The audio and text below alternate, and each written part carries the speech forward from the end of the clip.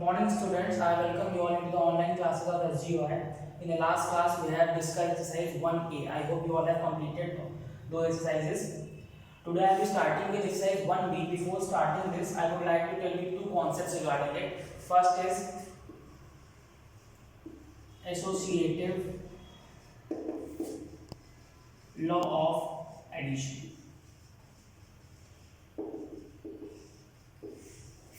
Associative law of addition.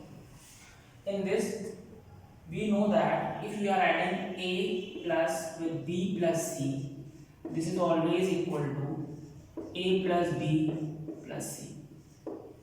That means if you are adding B plus C and then we are adding A to it, or if you are first adding A plus B and then adding C to it, the result always remains the same, because you all know in the algebraic addition or multiplication of the variables or the numbers, the bracket is solved first.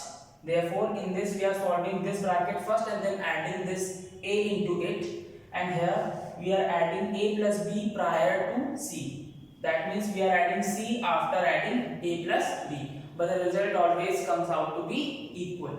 This property of addition is termed to be as associative law of addition. For example,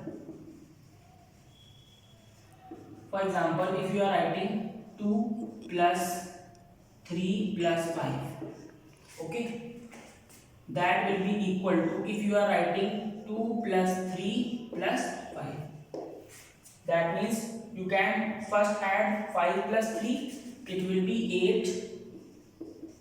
Here you can add 3 plus 2, 5 and then 5.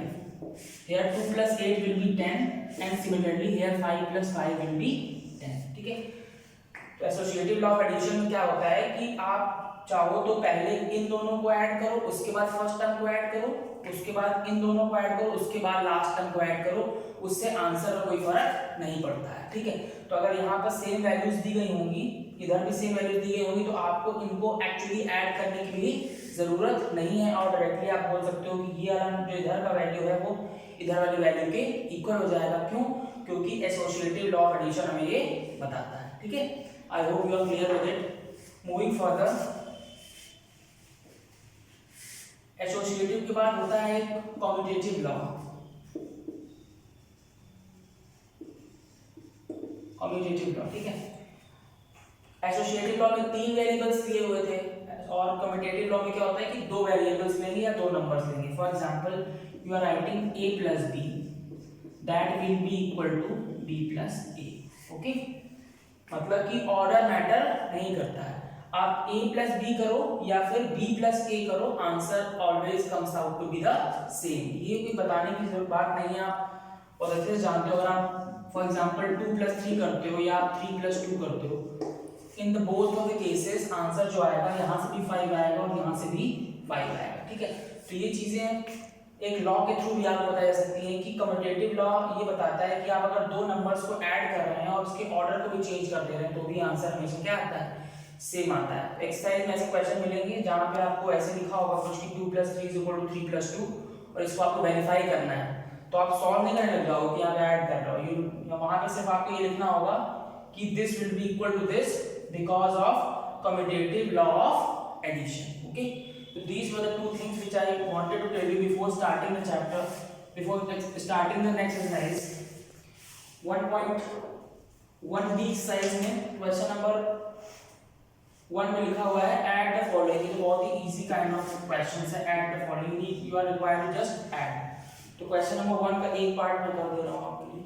In part 6 it is written 0 and -21, 0 and -21। Okay, और क्या करना है आपको? Add करना है।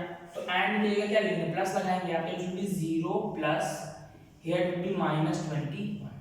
Okay, you have already studied, you teachers in class 6, we all know that when plus is multiplied with minus, when plus is being multiplied with minus, the answer comes out to be negative here. So it will be 0 minus 21, and 0 minus 21 will be answer will be -21. Okay, the rest of the questions you can do by yourself. Moving further to question number 2, it says find the inverse of। In question number 2, it says find the inverse, और कौन सा inverse? Additive inverse.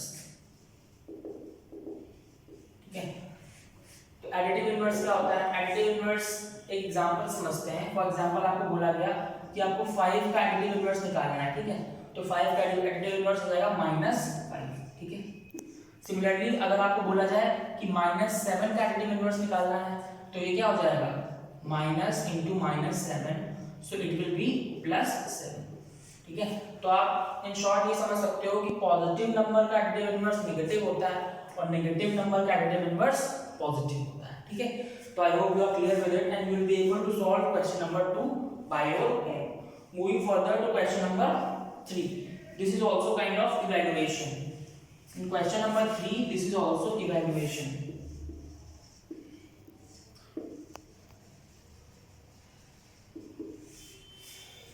इसमें मैं दो question करके बताता हूँ आपको। जैसे क्वेश्चन नंबर 3 का सेकंड पार्ट लिखा हुआ है, सेकंड पार्ट में लिखा है 18 then -8, ठीक है। इसके पहले मैंने आपको बताया कि यहाँ पे नेगेटिव साइन है और यहाँ ब्रैकेट के अंदर नेगेटिव साइन है। नेगेटिव और नेगेटिव जब मल्टीप्लाई होगा it will give us positive, so it will be 18 plus 8 and 18 plus 8 will be 26 will be your answer, ठीक है। एक पार्ट और कर देता हूँ, part number 6 you could say, fifth number. In fifth number it says -1 minus -19, it says -1 minus -19 और इसको आपको क्या करना है? इवैल्यूएट करना है, इसकी वैल्यू निकालनी। फिर से वही चीज है, इस -1 को आप ऐसे लिखोगे, यहाँ पे नेगेटिव साइन से मल्टीप्लाई हो रहा है, इट विल गिव अस +19, ठीक है। अब नेक्स्ट स्टेप पे आओ, अब -1 then +19, so minus and plus will give us minus. तो करेंगे क्या? सब्ट्रैक्ट करेंगे, तो 19 - 1 विल बी 18। अब बात आती है साइन किसका लगाएंगे। साइन हमेशा किसका लगाते हैं? जो बड़ी वैल्यू के बगल में साइन होता है। बड़ी वैल्यू क्या है? 19, उसके बगल में साइन क्या है? पॉजिटिव, हेंस यहाँ पे आंसर आ जाएगा +18। Okay, so that's all for today. Question number 4, 5, 6 इस एक्सरसाइज को मैं अगली क्लास में डिस्कस करूंगा, तब तक आप इसको कंप्लीट कीजिए। See you in the next class.